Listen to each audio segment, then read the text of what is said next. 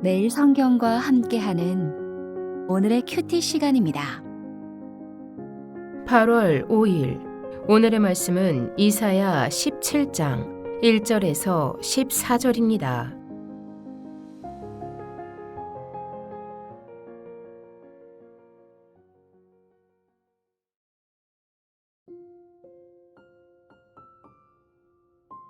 다메섹에 관한 경고라. 보라, 다메섹이 장차 성읍을 이루지 못하고 무너진 무더기가 될 것이라. 아로엘의 성읍들이 버림을 당하리니 양무리를 치는 곳이 되어 양이 눕되 놀라게 할 자가 없을 것이며, 에브라임의 요새와 다메섹 나라와 아람의 남은 자가 멸절하여 이스라엘 자손의 영광같이 되리라. 만군의 여호와의 말씀이니라. 그날에 야곱의 영광이 쇠하고 그의 살찐 몸이 파리하리니, 마치 추수하는 자가 곡식을 거두어 가지고 그의 손으로 이삭을 벤 것 같고 르바임 골짜기에서 이삭을 주운 것 같으리라. 그러나 그 안에 주울 것이 나무리니, 감람나무를 흔들 때에 가장 높은 가지 꼭대기에 과일 2-3개가 남음 같겠고, 무성한 나무의 가장 먼 가지에 4-5개가 남음 같으리라. 이스라엘의 하나님 여호와의 말씀이니라.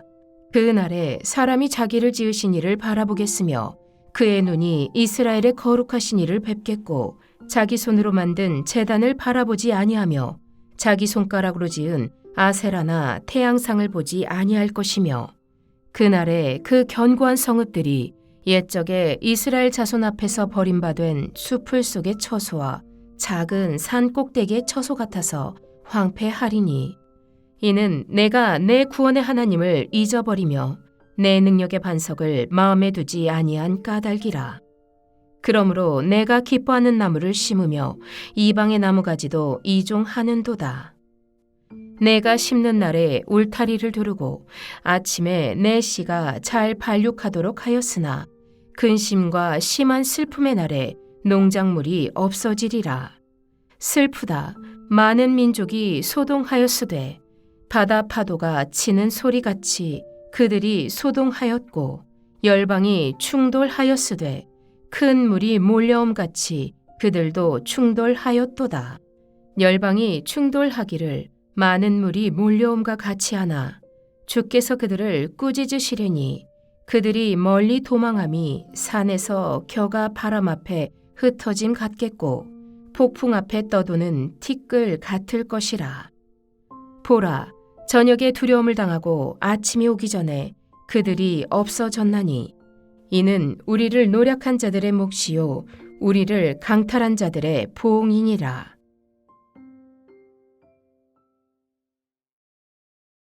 이사야 17장은 다메섹과 에브라임, 시리아와 북이스라엘에 대한 심판 예언입니다. 이 본문은 주전 735년에서 732년경 시리아 에브라임 동맹을 역사적 배경으로 삼습니다.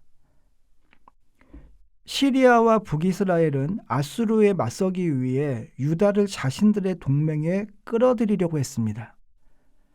하지만 하나님은 이사야를 통해 이미 아하스에게 사람을 의지하지 말고 하나님을 신뢰하라고 말씀하셨습니다.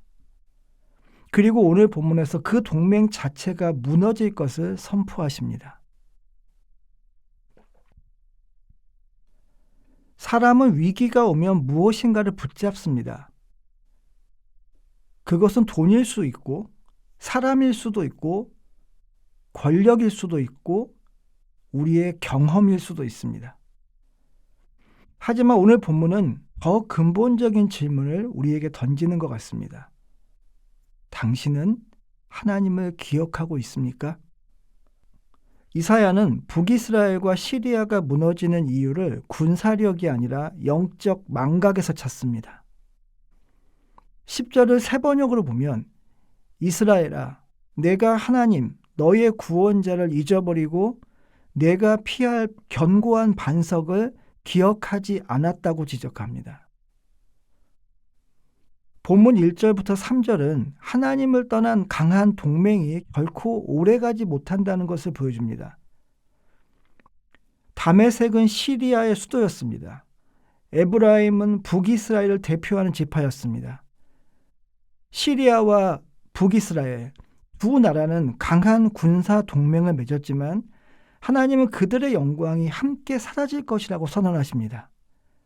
다메섹이 장차 성읍을 이루지 못하고 무너진 무더기가 될 것이라고 말씀하십니다. 당시 사람들은 아수르보다 시리아와 북이스라엘의 동맹을 더 현실적인 대안으로 보았을지 모릅니다. 하지만 하나님은 그들의 미래를 말씀하십니다. 오늘 본문은 국제 정치보다 하나님의 주권을 먼저 보라고 말합니다. 즉, 우리가 의지하는 인간적인 안전장치도 하나님보다 앞설 수 없다는 것을 강조합니다. 4절부터 8절은 하나님의 심판 속에도 돌아올 사람을 남겨두신다는 것을 보여줍니다. 본문은 추수 비유를 사용하는데요.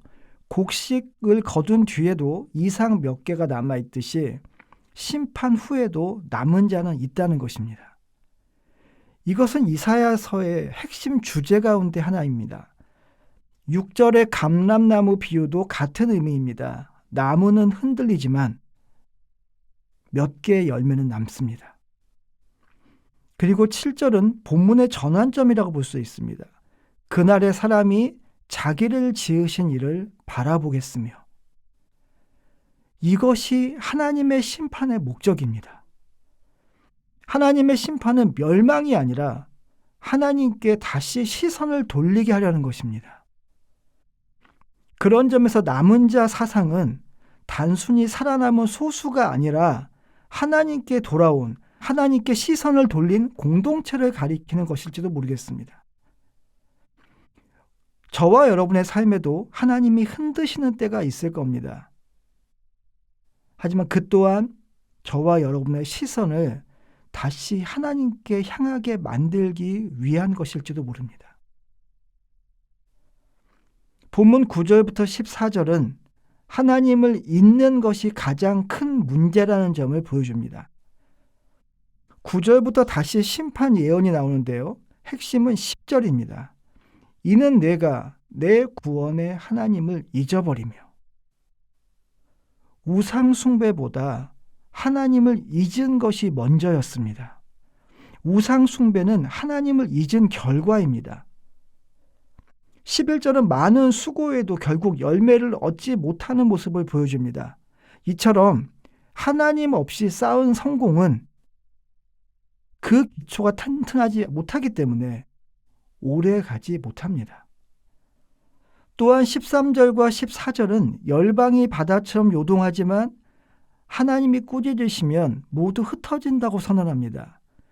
이사야 17장은 단순한 국제정치의 실패를 말하는 것이 아니라 언약 백성이 하나님보다 외교와 군사력을 의지한 결과를 보여줍니다. 그리고 이 결말을 통해 인간 역사의 궁극적인 주권자는 언제나 하나님이시라는 사실을 강조합니다. 오늘 본문은 우리에게 세 가지를 가르쳐 줍니다. 첫 번째, 하나님과의 연대보다 강한 동맹은 없다는 것입니다. 두 번째, 하나님은 심판 속에서도 남은 자를 통해 회복을 이루신다는 것입니다.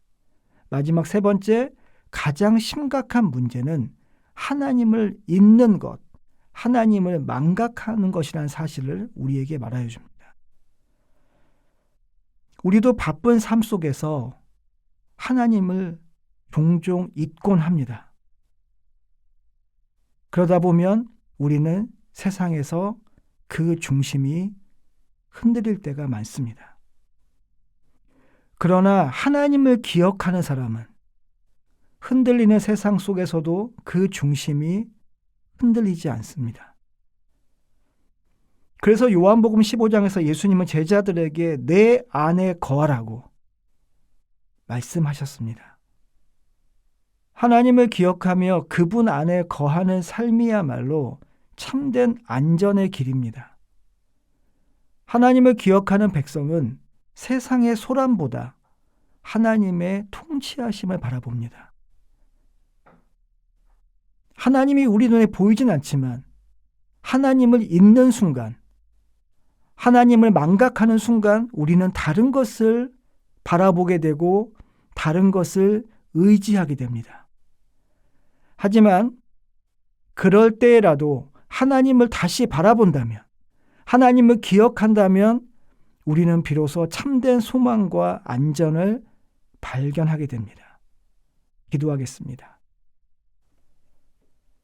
주님, 오늘 저희가 문제보다 하나님을 먼저 보게 하시고 세상의 힘보다, 세상의 권세보다 주님을 더 의지하게 하여 주시며 무엇보다 저희를 구원하신, 지금도 저희를 품고 계시는 하나님을 떠나고 하나님 망각하는 우리에게 다시 그 하나님을 기억하게 하시는 하나님을 만나게 하여 주시옵소서. 오늘도 우리에게 말씀을 주시고 지금 너희가 나를 기억하고 있느냐라고 물어보신 하나님, 오늘 하루 우리의 발걸음이, 오늘 하루 우리의 삶이 주님을 기억하는 그 기억에서 비롯되도록 저희를 인도하여 주시옵소서. 감사를 드리며 예수님의 이름으로 기도하였습니다. 아멘.